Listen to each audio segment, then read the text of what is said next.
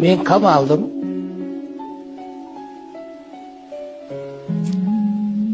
Qamalganimdan keyin mendan hech qanaqa darak yo'q uydagilarga. Va uydagilarga bironta odam kela olmaydi. Xabar ola olmaydi. Chunki kelganki odam ishog'i ketib qoladi.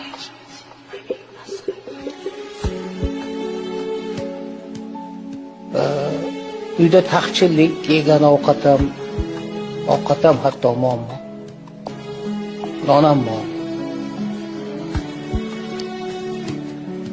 Shu paytda uyga bir tilamchi keladi. Uyga bir tilamchi keladi-da, tilanib keladi. Keyin endi tilamchi kelib, nimadir berish kerak deydi-da, ayolimga aytadi, biron narsa berib oling deydi. Deganda ayolim borib nonni, pulni nimadir endi olib chiqib, endi bermoqchi bo'lsa, haligi tilamchi, kelin qaraysizlar, yaxshimisizlar, yaxshi o'tiribsizlarmi, olib qo'yinglar deb bir narsani tashlaydi.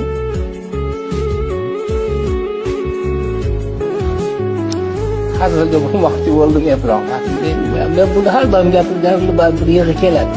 Ozgina iloji yo'q. Olib qo'yinglar deydi-da, haligi tilamchi ketadi. Uning ichida endi oziq-ovqat bo'ladi, pul bo'ladi, boshqa bo'ladi. Tilamchi emas edi.